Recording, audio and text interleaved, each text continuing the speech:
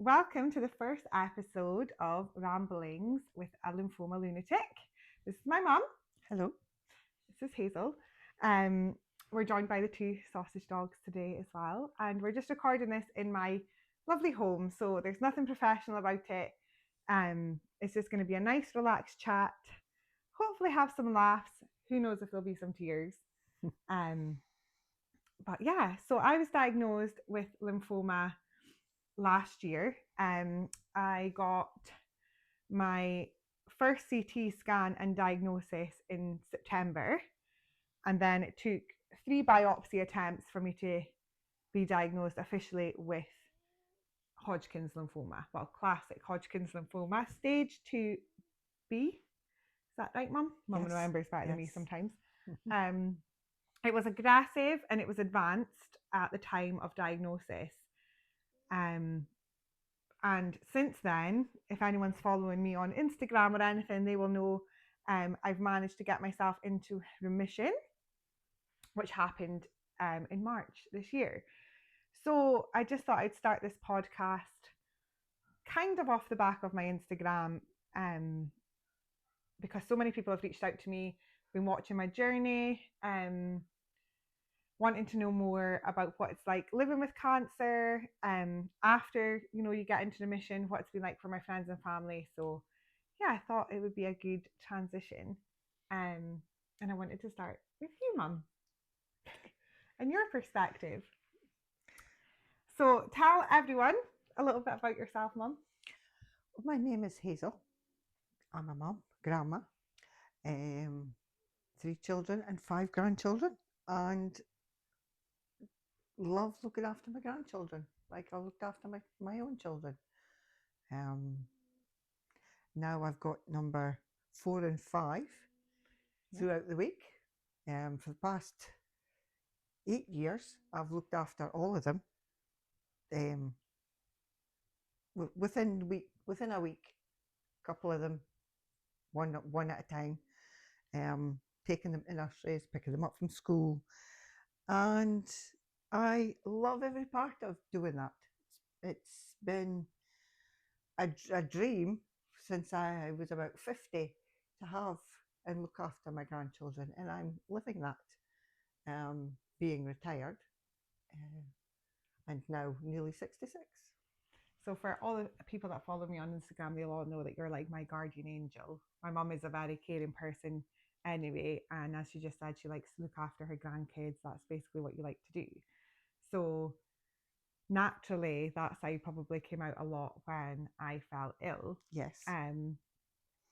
But maybe we should just go back to the beginning. Was there, before I got diagnosed in September, what do you remember about the run up to that diagnosis? Is there anything that sticks out to you as like concerning, or any symptoms or anything you might have seen? Well, the one that bothered me most was the lump on your side, on the shoulder, because it was there and it was visible, and it wasn't going away. It was always there, and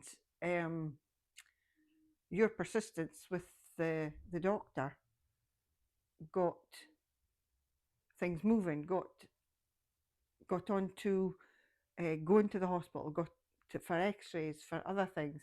But it wasn't until they had done all that and we come back from holiday that it was still there. It was still, and it was getting gradually worse. When we come back from holiday, you couldn't swallow. You were basically then on a liquid diet, which was very concerning. We all started to think, whoa, what's happening here? But of course, you then got your diagnosis, and that was hard. So when you think, oh gosh, you're getting upset already, Mum. When you think, try not to think about the diagnosis, but when you think about us being on holiday and stuff, because I always say, and one of the questions I get asked a lot on my Instagram or by people is like what the symptoms were or when I realised I was ill. And from my personal perspective, I know that people have said about, I was sleeping a lot more, I was doing certain things, but I never really noticed anything apart from the lump on my shoulder, which obviously the doctors were saying was muscular or whatever they thought, Yes, all these other what they different things thought. that they thought. So I suppose, is there anything that you can think of that would be like a warning sign for people to look out for, or were you just, when I stopped being able to swallow, that was kind of alarm bells? Up Yes. till then, there wasn't really anything concrete. Because for me, there really wasn't anything concrete until the swallowing became a problem. Until the swallowing became a problem, that up until then, I mean, we were on holiday, we enjoyed our holiday, you were fine. You weren't fine, but you were okay. You were normal. There was nothing that stood out. Alarm bells until we come back and you'd started getting swallowing issues and stuff like that, and there was no. I look back in photographs Mm-hmm. and I see you as Kelly, as my Kelly, and you're that there is nothing there to say there's something wrong with me. You were your bright, cheery, bouncy self, and looking after Millie and getting on with your life.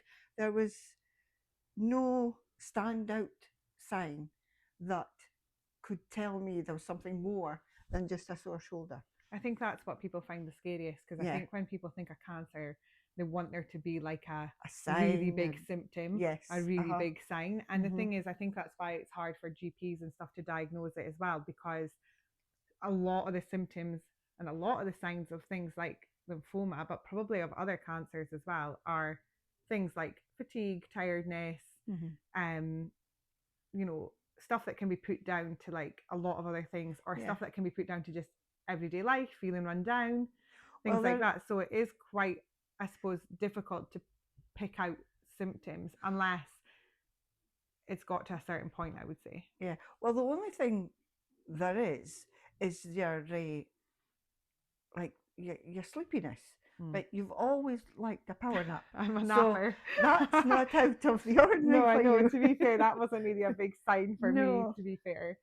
But after August, you become a lot more tired throughout the day and more fatigued, as well as the swallowing and stuff. Yeah. I really admired the way you were able to, when it comes to tablets and stuff, the strawberry, to get. Yeah, that was a really good tip I got given. So for anyone that doesn't know, swallowing tablets isn't my greatest like skill. No. I absolutely hate it, and I got a tip from a nurse that if you eat a strawberry after swallowing, if it feels a bit stuck or it feels like it's not quite there, just drinking fluids doesn't really move it.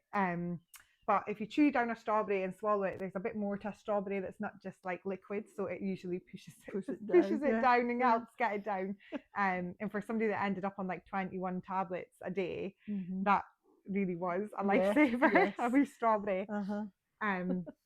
Okay, so after coming home from Marbella, what do you, because like I say, this is like your time, about your perspective as my mum. So what do you remember next, really? I know, like I say, I know how the timeline feels for me, but it's different, I suppose, from you. Well, it often, well, the diagnosis, as you say, I really couldn't cope with that. I was really. But even before that, so when I'd went to the hospital myself. Do you remember that? Yes. And because I'd been referred to the ENT department, and I came home from the hospital round to my sister's house where you all were, the day that Colette had Leona. That's right. That's one of my nieces, so she was born. And I'd had like quite an invasive, like, you know, they put cameras down my throat. They'd done loads of different things to try and find. You weren't expecting any of that. No, they were just really trying to investigate as much as they could without giving me a scan, and they deferred me for a scan. So that's probably when I got to my sister's the first time I kind of said to you, I'm off for a scan. This is what's happening. I do remember we were out at Colette's, and you had to go for a CT scan. Yeah. and you didn't want to go back there yourself, and me and your dad came in with you. Yeah, you did. Yeah. And I remember sitting in that corridor where the CT scan place is and thinking, no, there's something wrong. But I was crossing everything at the time. Sorry. That's okay. I was crossing everything at the time. But I sort of, my head was going, no, no, no, no, please, no. But your dad, both your dad and I were sitting there and thinking, this is not a good place to be. No. We didn't say the words. We didn't talk much, but when we went home afterwards, your dad even said to me, what's going to come out of this? This is getting serious. Yeah. And we were both sort of holding back talking about it because we didn't want to go there. That's the way to put that. But of course, we then went to see the what's he called, Mr. Fergus Cooper. Yes, Dr. Fergus Dr. Cooper. Fergus Cooper. We went to see him, and that confirmed everything. And that was a very hard day. Because, that was a very hard day. Even when I got the call to come in, I probably, from my perspective, still didn't really entertain. I don't know if that's a defense mechanism or something, but I didn't really entertain the idea that anything was wrong. And I don't know if you remember when we kind of got there, I'd said, oh, I'll just go in myself. And they were like, no, I think your mum should come. No. And even then, it didn't land on me that there was something seriously wrong. But yeah, that was a pretty traumatic experience for you. Yes. That was. What do you remember of being told that it was lymphoma? I mean, I feel like when I think back to it, it was obviously a little room, but I feel like you were at one side of the room and I was at the other, and it felt like we were so far apart, even though it was just a wee room. But also they wanted to do another biopsy thing, and I couldn't be there. I was just a wreck, and it's a horrible thing to say that you can't be there for someone. But after being told that you had this lymphoma cancer, and then they're away to do something to you, I couldn't be there. And I do beat myself up about it, but tried my hardest after that to be there for everything, because I had to be. You don't have to beat yourself up for that, Mum, because I couldn't imagine sitting there and having to hear that news about Millie.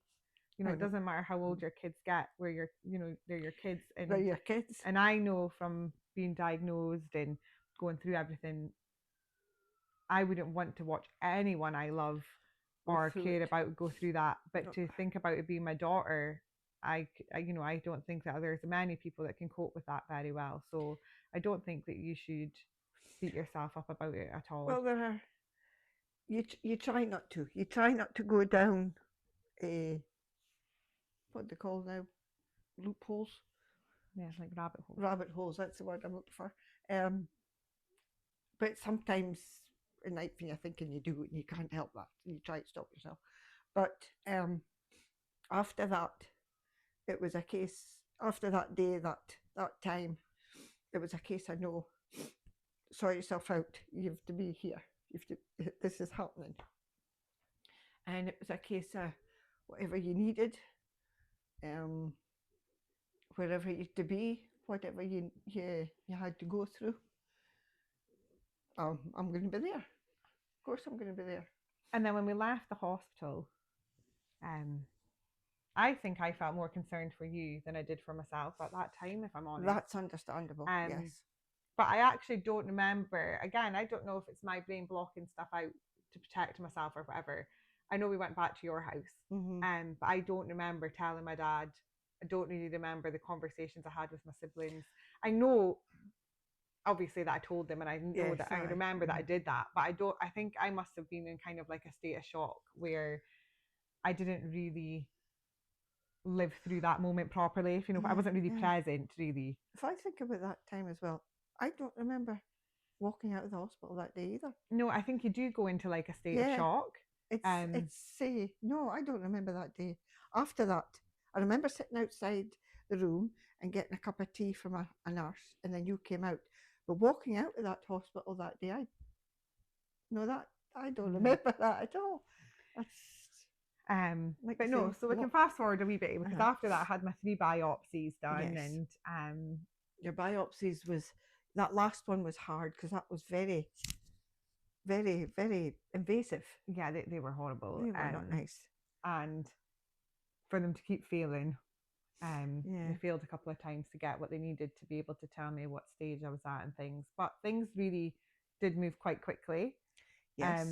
If the biopsy, I think the first one, if it had worked, or the second one had worked, it would have been even quicker, really. But you know, I for me, when I look at it, I think, gosh, that's like happened overnight, and here I am, like meeting my specialist nurse practitioner Trisha, meeting Dr. Culligan, and then bang, I'm on the chemo ward. Yes. That's how it feels for me, but I don't know. Well, we went up to Nairn, Lossiemouth, and we had a great family time up there,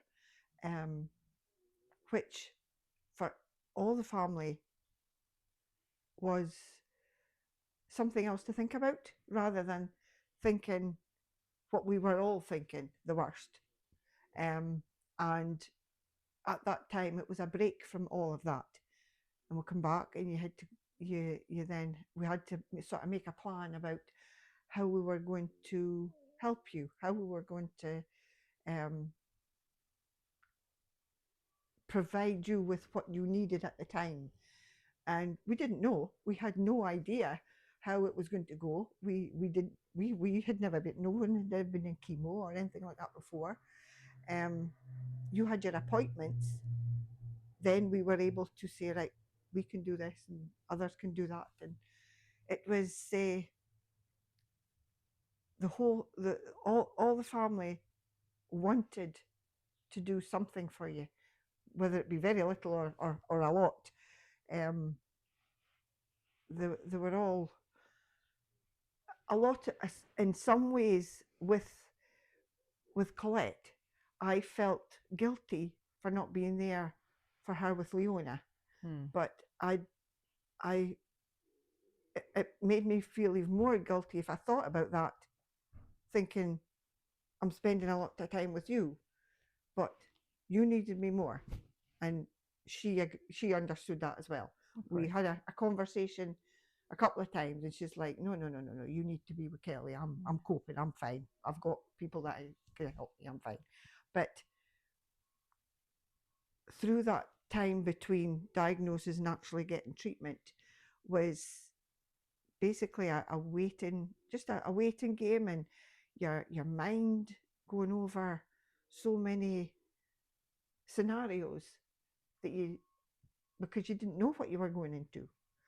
And it was scary, but it was a very big learning curve on how people with cancer, if they haven't got a family network, how do they cope with these things as well? I know we said that to each other a couple of times, did we? How do they organize themselves to do things and be careful around themselves to get themselves to get themselves ready for the chemo? And I mean, like you said, you had to do your nutrition, all your things, but you couldn't eat. You were getting smoothies. I remember Rachel come up with some Kelly smoothie recipe for you. She had she come up with something for you as well. And all of us, plus your friends, you've got a brilliant group of friends that are like a second family to you. Again, the people that follow me on Instagram or have heard me on the radio or whatever things I've been doing, I do speak about the keeping up with the chemo girls regularly. So I do. I'm very lucky. I do think that one of the reasons I managed to get through things as well as I did is because of the support network I have. And you being at the forefront of that, you dropped everything, you came in, lived with me. Even Rudy, who's Millie's dad, um, as like a single mum at the time and stuff, Millie went from living with me most of the time, and overnight, he had to rearrange his life so that he could accommodate doing pretty much everything as a single parent. So that was a good support. And then there's my brother, sister, and their partners. I have like a very good close knit family that really helped. But then my friends are, sometimes my life and soul. Like, they are the reason how that I am who I am, I think. I don't take for granted how lucky I am to have the friends that I have. And to be the first one of us to have to go through something like this. And I never want to see any of them have to go through anything like this. But the way that they helped me deal with everything, whether it was visiting me here at home when I couldn't do anything, I'm stuck in bed. I've got really, I don't know how you think of chemotherapy, but I have like a very mixed bag of memories. Some of them are really good, funny memories, and then some of them are the most horrific, horrendous days I've ever been through in my life. And that's a really funny thing to have to digest sometimes.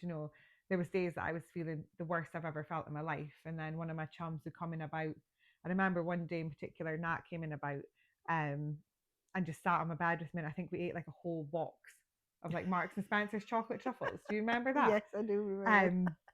And I honestly, in my head, think it was like 10 o'clock in the morning or something. It wasn't even an acceptable time of day to eat that much chocolate.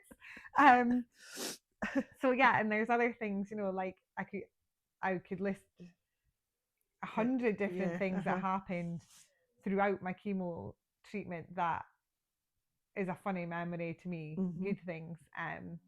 But yeah, it really is intertwined with some of the worst days of my life. So it's really funny. But I do like to say to people, it just shows you that in the darkest of days and in the darkest of times, when you're in this hole that cancer can swallow you up so easily, and there's always some light to cling on to, always, regardless of how little it is.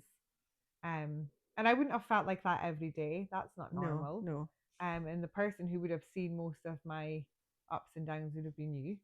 Because I moved in and lived with you. Yeah. Because well, you needed somebody to clean your house. You needed somebody to be there, not to be on your own. You needed to do your food and all this type of things that a person that has cancer isn't able to do for themselves. It's knowing that you have somebody there that's going to, well, I'm on call for you. I was on call for you there. For even driving you back and forth, you couldn't drive. You weren't allowed to drive. You're not allowed to do a lot of things because it might be an infection that starts.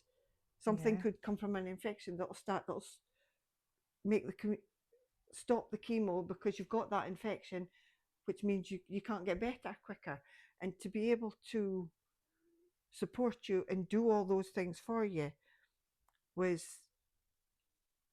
hopefully getting what the doctors were telling you.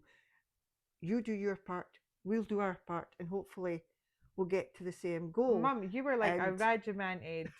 I mean, I've never seen anything like it in my life, to be honest. And for somebody that I go about telling there's dawdled or like lost their marbles, I mean, my pills were at the same time. I was woken up in the morning. I was fed breakfast. I was given every pill I was meant to have, and we would double check them. And I don't even know. Maybe once there was like maybe something wrong. Yeah, but out with that, like you were on the ball completely. You did absolutely everything for me, and I honestly wouldn't be here today without the help that you gave me or the support.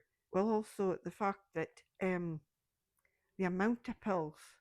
I mean, okay, I did go a wee bit one day or so, but you were good at being able to guide me if I needed that guidance, and as because you were on the ball just as much as you could be, to make sure that I was doing it right as well. To be fair though, they give you so much medication either in the hospital or at home, and I'm not scared of medication, obviously not now. But there is something with like, you want to do it properly, you want to do everything you can do at home. But I also didn't want to, necessarily put unnecessary stuff in my body. I wanted to know what every little pill did. I was very on the ball with, I would Google everything. Like they couldn't give me another pill without me questioning exactly it or finding out what was wrong with it or if there was side effects and yeah, stuff like that. And some of them I did come off myself, that. Because I just decided that I wasn't. I mean, don't get me wrong. I spoke to my consultants about stopping certain ones, because I didn't think they were doing anything for me. But yeah, the grand scheme of it was I didn't really like the idea of just putting pointless meds when I was getting so much meds in my system as it was. But anyway, how did you find the chemo ward? The outpatient unit? Yeah, that was a surprise. The obviously the first day you didn't know what you were going into, but to see the people, the nurses are brilliant. They are the fantastic. Nurses are, like you say, fantastic. They know what they're doing. They know what's. I mean, there was how many chairs in there? There's about 10, 15 chairs. The big ward. Yeah. Yeah, and they know what everybody's, and they've got people coming in and out all day, and they know who's doing what stage they're at, who gets what, and it's amazing to see that working, that unit go through their day, because you had 6 hours that turned into 10 hours and these type of things. And okay, you're sitting there a long time, but looking back, it was a long time, but there was so much going on in the ward all day, every day, that you could sit there. You were able to sit there and be supportive. You weren't sitting there bored in any way, but even if you were bored, it didn't matter. You were getting your treatment, and I was watching what if everything was going on, or I was going back and forth to Marky's. I know. How many times did you go to Marky's? But yeah, the outpatient part in the beginning, because I had my first cycle done outpatient, and it was, and to be honest, when I look back, as much as I had that traumatic experience, that was scary, the anaphylactic shock in the beginning, that kind of all went quite smoothly, and then it wasn't until I was away to start my cycle 2 that I ended up in hospital, as an inpatient, which was my worst nightmare. I didn't want to be away from my daughter, and I didn't want to be stuck in the hospital, and I knew it's kind of like a lockdown situation. As much as you can have as many visitors as you want in at all times, which is brilliant. I wasn't allowed to leave the room. I had such a low immune system. It was a very locked in syndrome type thing. How was that difference for you? Did you prefer the outpatient? I must prefer the outpatients. Did you? Okay. Yes, because oh yes, definitely. The ward I found more scary is not the right word, but that going into the outpatients ward, you went in the morning, and you come home afternoon, late afternoon. You did your normal things. We did were meals and stuff at home and everything. That, to me, that was normal rotation of a day. Where in the hospital it was, like you say, a lockdown. I was going in, but you weren't coming home with me. It was, we need to get you out of here. That was my feeling. We need to do whatever they say to get you out of here. This, and as the days went on, we realised we needed to help you get out of there, because I think one of the doctors said they were enabling you to stay there, and we didn't want that. We wanted you out of there. Yeah, because my blood tests kept showing up with stuff missing out of my diet, but I couldn't keep a lot in my body at that time. Right, I was very unwell. I was lacking in potassium, or there was always something. And you were always tied to a bag. Always on a drip. Yeah, always on a drip, 24 hours a day, sometimes 12 hours through the night. And that wasn't even chemo. No, no, it wasn't. You know, and then They they were did make trying. the decision to give me chemo in the hospital, if you remember. Yes. Uh-huh.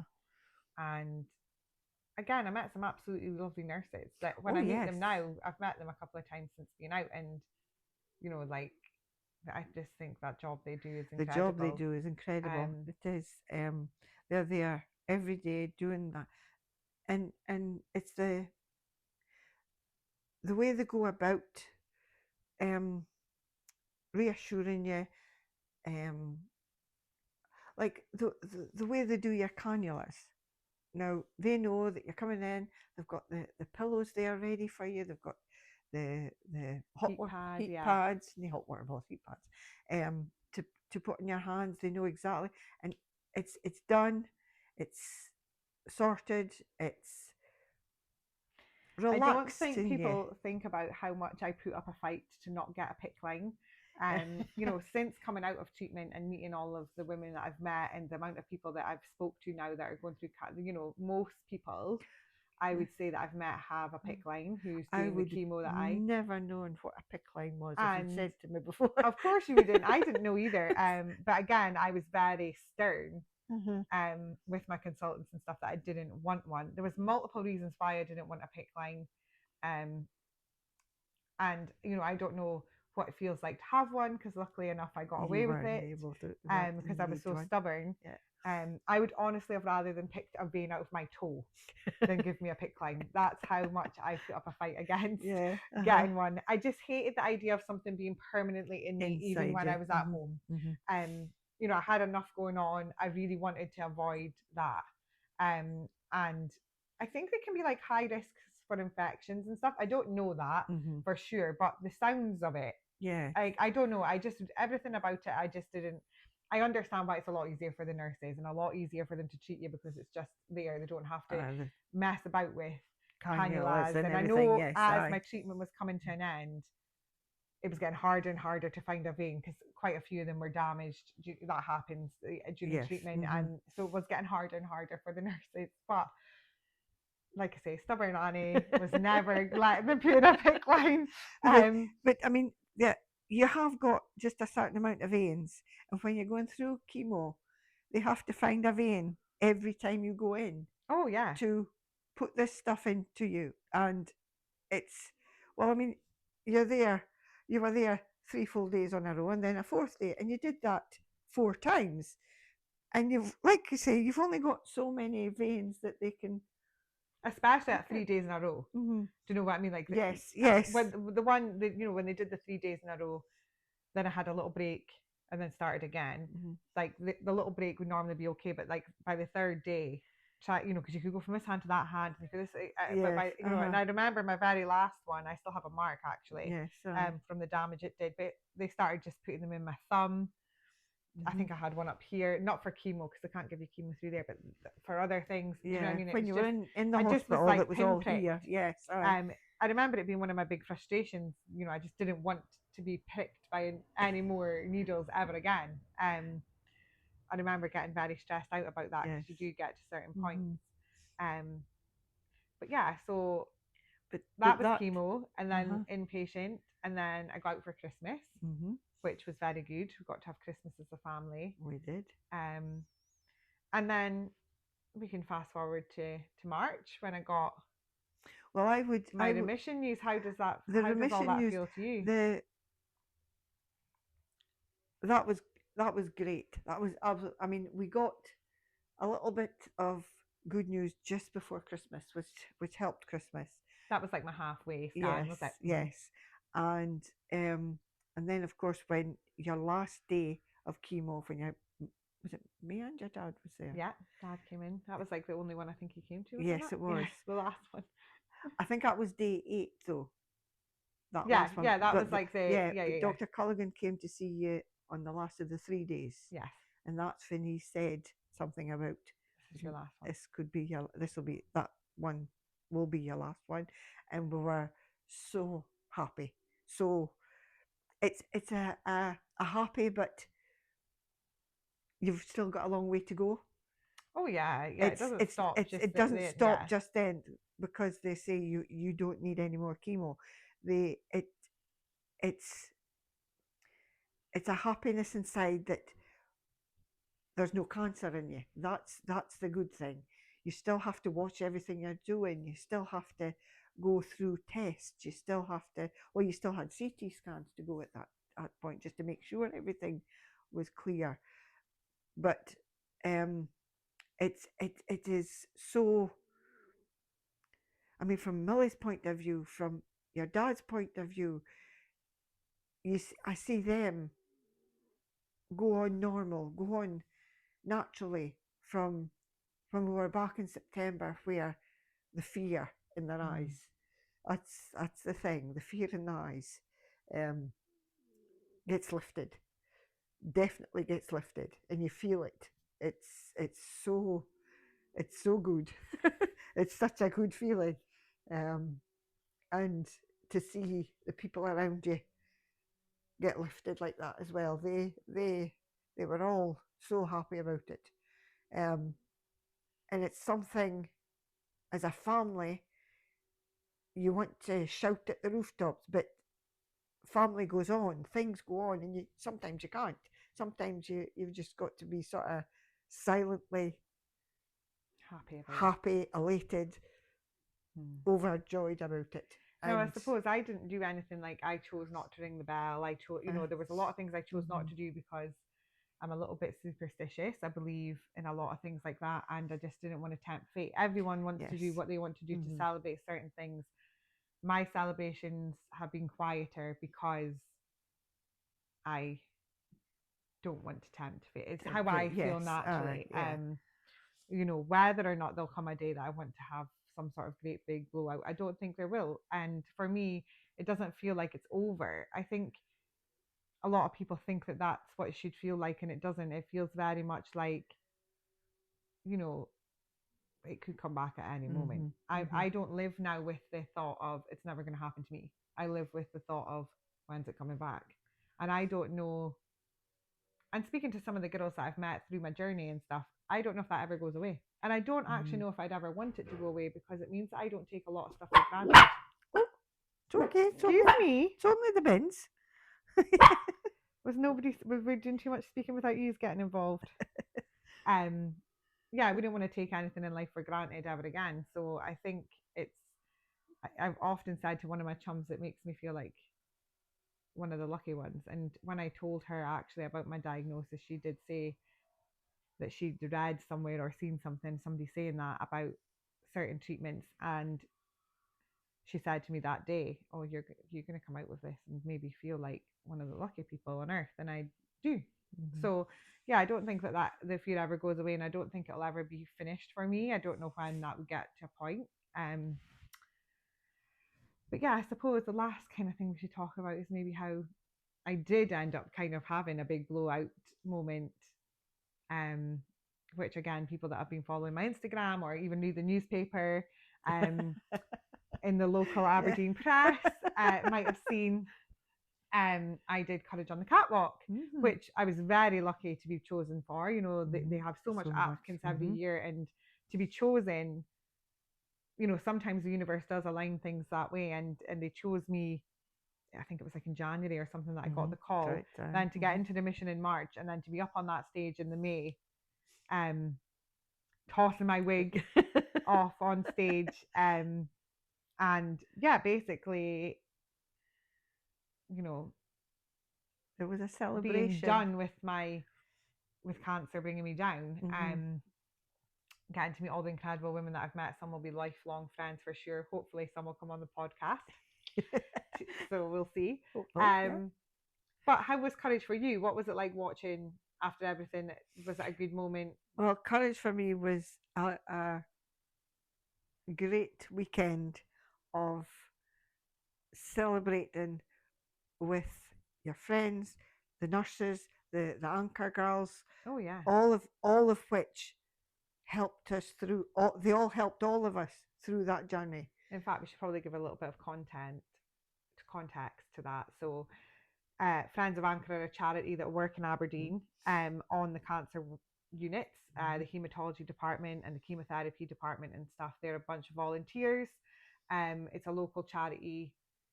They did a lot for me while I was going through treatment. a lot. You've got so much to say about them as Yes. well.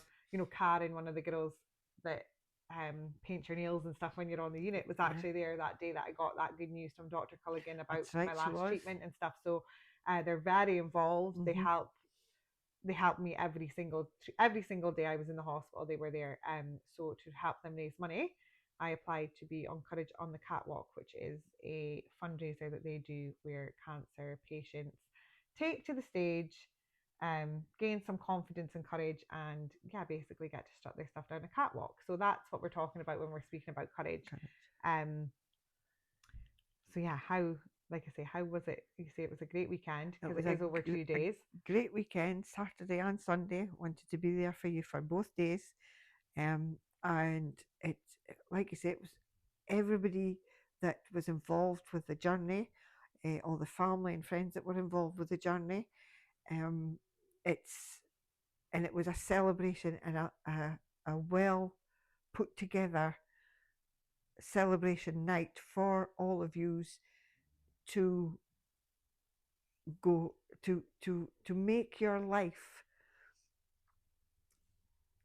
going forward. It's your journeys, all of yous were there. You had gotten your cancer diagnosis as you were in remission. Some of them were in, but some of them weren't. Some of them were still going through their chemo. All completely different stages. All different stages. All different cancers. Of their cancers. But the whole of the Courage system, from start to finish, all of the girls, the volunteers, everybody, they're all there, and it was a celebration of that. And it was a great night, great dancing, great fun, great meal, great games to do as well. You loved it, did you? Loved all of it because it was.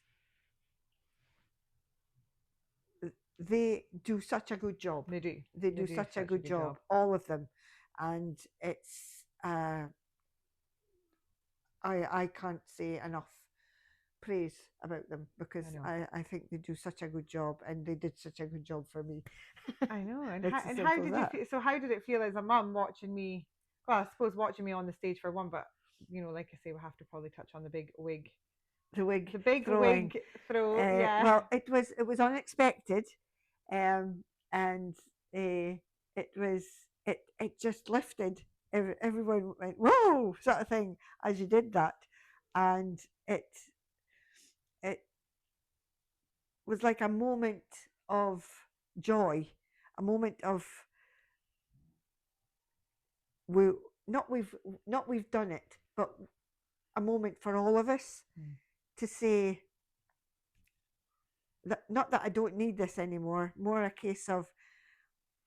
I know, because here's me sitting wearing one today. Yeah. I probably won't wear one every time I do a podcast or anything, and I certainly don't wear them on Instagram. In fact, I don't wear them every day at all. But how many do you have now? 17. I got a wig delivery yesterday. This was in the delivery, the one that I've got on today. So that's why I've got it on. I'm trying it out for the weekend. I've got a couple of things coming up, so sometimes I still like to throw on a wig. So as much as yes, I tossed one off the stage because no, I don't need them anymore. I still like to have fun with them, and like I say, anyone that follows me on Instagram knows that. So, but yeah, so it's been a journey, Mum. Been a big journey, a whole year of concern to concern that turned into horrendous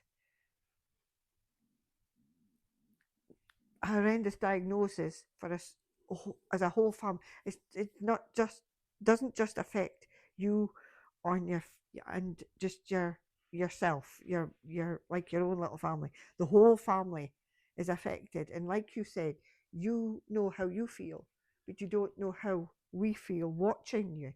And it's watching, my perspective is watching you go through that was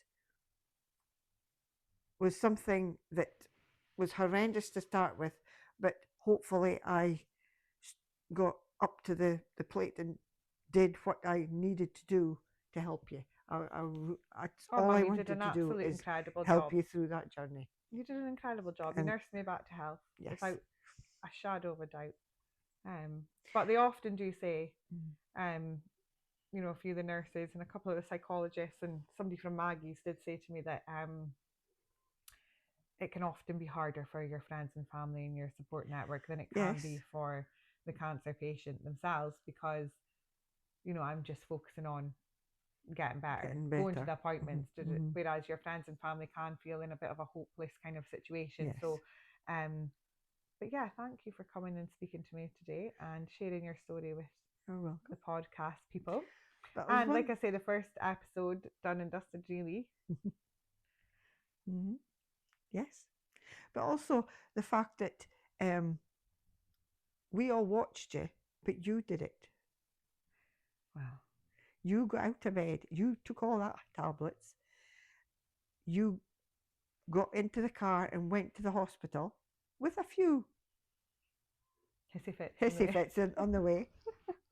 You to went be through fair, that it doesn't door. feel, I mean, I know that people say that you're like, you know, I often get comments from people saying how strong or inspirational and whatever things are. It's really difficult for me to digest them because I don't feel like I did anything. I just showed up. But maybe showing up is the hardest thing to do. Especially that last day. That last day I just had to stand back and let you go because for chemo. The one that Dr. Culligan came through at. Yeah. Because it gets to you. I mean, you're going through that hospital door to get poison put into you, to get cannulas put into you, to sit there that time, and by the third, fourth round of things, you were exhausted, and it's hard to watch, but you did it. You did it. You got up out of bed. You went into that. You went through that door. Yeah, but we did it. Okay. Well, like I say, that's the first episode done. So hopefully the listeners have liked hearing your perspective and a bit about our story. Yeah, hopefully. If you have liked it, please subscribe, like, comment, share, post, follow, have a look at me on Instagram, and yeah, we'll be back with another episode very soon. Thank you so much for coming and telling your story. I hope it wasn't too emotional and too You're very welcome. Too traumatizing. No, definitely wasn't traumatizing. And like I say, to be fair, we did. I'd like to think that we did manage to have some good times too. Yes, we had some laughs and some tears. All of the bad stuff, we had some good times as well. And I never thought I'd be 34 and living with my mum again. You know? Well, yeah, that's happened. That was fun. Yeah. You didn't want to leave when you had to go back home. I know. Oh well, thank you for listening, and yeah, thank you for coming, Mum. You're welcome. It's two of just